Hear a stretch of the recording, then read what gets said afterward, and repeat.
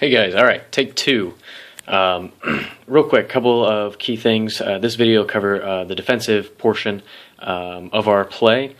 So you'll notice real quick that we are still in a 4-2-3, and then way up here we've got our forward playing last man versus a 4.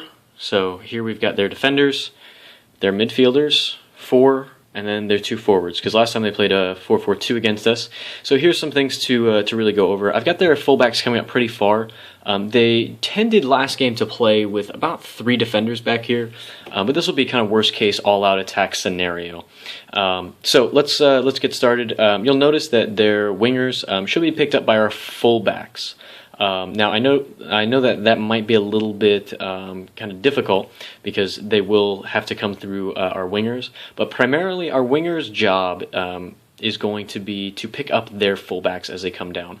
Now the important piece to understand about this, okay, as they're coming in on the flanks, so if they come in and they move up, our winger will follow their fullback in. That usually means that their winger will move into the box, and that's where the fullback is going to have to move in as well with their winger.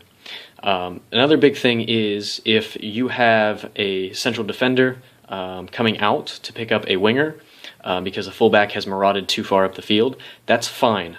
Somebody needs to pick up that winger as he is coming in. If the center back moves to do that, the fullback that's coming back will slot in to center defense.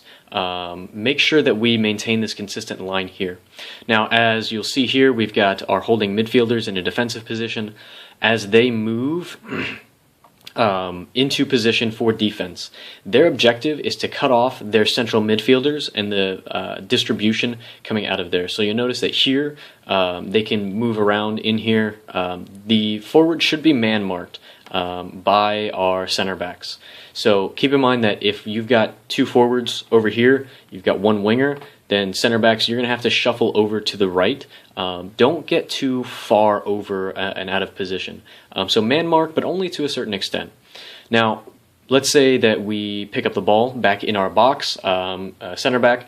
Our objective here will be to play it out on the side of the field. Try to refrain from playing it up through the center, because if you're playing it up through the center of the field, the problem that you're going to run into is losing possession, and then we're all out of position, and then you've got our keeper back here who's looking at a one-on-one situation. So always try and redistribute out the sides of the field, and we've got plenty of options to do that, and this formation works really well for that. You'll notice that when we retain possession, we've got plenty of passing triangles, again, which is going to be key to move that ball around. So maintain your triangles and always give them 1-2 open options. You'll notice that our center backs should have wing backs, midfielders. You can play long balls up to wingers. You've got other center backs, and you've got the keeper. Don't forget, the keeper can be an integral part of our ability to play ball. So make sure forward you're going to be playing that last man for these quick counterattacks. We do have speed, so we're going to try and move these counterattacks fairly quickly. So keep that in mind. I will go ahead and when you so holding midfielders, make sure you're sitting in these pockets, trying to cut off that distribution coming in. Attacking midfield, you will also be responsible for trying to cut off some of that distribution coming in from the back.